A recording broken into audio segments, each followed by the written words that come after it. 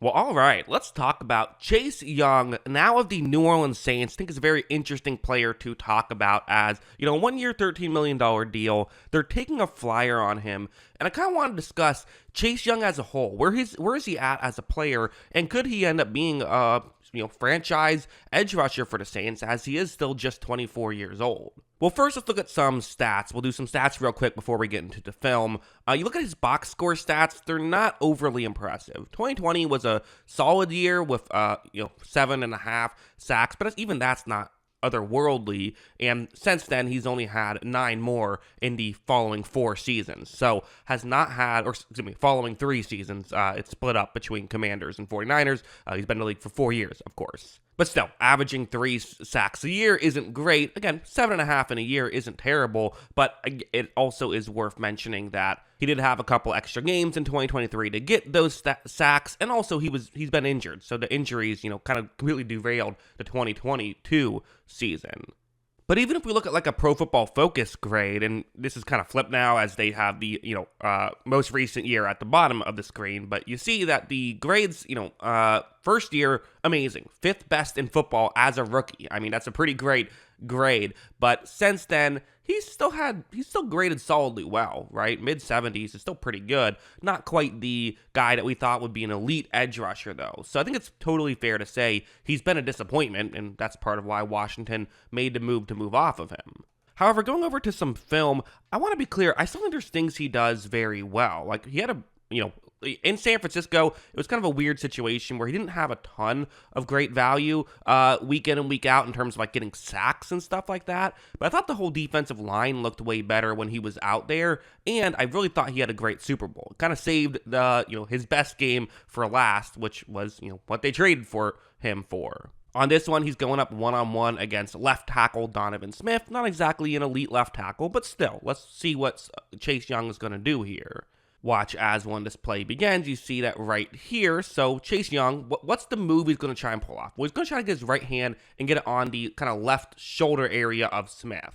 Watch how he swipes to the side and just gets around Smith. He's so athletic, Chase Young is, that he is able to pull these kind of things off, and he will show these flashes of brilliance. Now, again, going up against the Chiefs, there's there's a difference between being able to get past the tackle and getting to Mahomes, right? Getting a sack is very difficult, and getting past the tackle is usually only half the battle in these situations. But here, Young does in fact get over to Mahomes, and he is able to make that play. So, hey, really good play by Chase Young to be able to pull something like that off. And these are the kind of things that he would show. It wouldn't always be totally consistent, but he can show that he can do this type of stuff. He also showed value in the Super Bowl in more non-traditional ways, something like this, where it's going to be, pay no attention to the yellow circle, that was the broadcast, put that on the screen, but the tight end on that side of the field is going to chip Young, and then the left tackle, Donovan Smith, will block him from there. When this play begins, you see that there is that chip, and the chip works very well, which maybe you could argue is the fault of Chase Young, but regardless, you're in a tough spot here if you're Chase Young. And if you're wondering, wow, is he going to somehow find a way to get past the tackle and still get to the quarterback for a sack? Well, not exactly. As you see, Young tries to kind of go for more of an inside move, but immediately Mahomes trying to get outside the pocket. Again, Mahomes outside the pocket, few are more deadly, but Chase Young has the athleticism that you kind of need going up against athletic quarterbacks like this. You see he is going to be able to chase down Mahomes, and, that was ruled intentional grounding, so essentially the same as a sack right there. Really good job by Young. Now, again, you could sit here and say, well, the division isn't exactly stacked with athletic quarterbacks, right? I mean, Bryce Young and Baker Mayfield can move a little, but aren't exactly Lamar Jackson out there. And then you have Kirk Cousins, who I don't think this is going to be too big of an impact against the Falcons, but still, it's a nice plus to have for sure. A play like this as well, where, I think this is a really important aspect of all of this, is the Saints love edge rushers who can stop the run. That's a thing they're really key in. They don't like these edge rushers who are simply just pass rushers. They like to have guys who can help out in the run game as well. And Chase Young, even at his worst, has been a good run defender. And I think that's something that that's part of why they're making this move, is they don't just see the upside of, hey, we could have someone who can rush the passer. They see a potential complete edge rusher, which again is part of why he was drafted number 2 overall.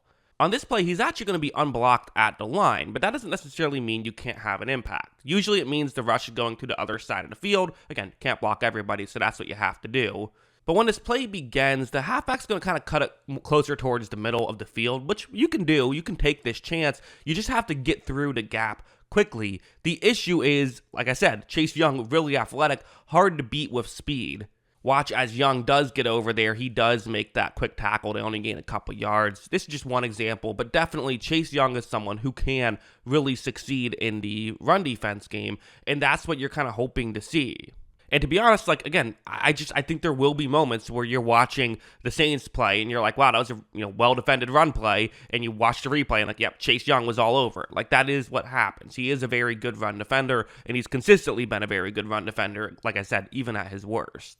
As for some negatives, again, negatives are weird for edge rushers, right? Because, like, I could just show him getting beat at the line, but that happens all the time. The best pass rushers in football win 15% of the time, right? Like, that's just kind of how it works. So, yeah, there's going to be some losses. That's why I tend to care more about consistency and things like pressures than just what your highlight reel looks like. But pressures can be misleading. Something like this, for example, where watch what happens. When this play begins, you're going to see Chase Young loses on this play. I mean, I would say this was he did not win this rep, which again is fine, right? You're not going to win every single rep. That's just not how, football works, especially at the edge rush position. It's, people say in baseball, if you fail 7 out of 10 times, you're a Hall of Famer. Well, if you failed 7 out of 10 times at the edge rush position, you'd be the best player to ever play.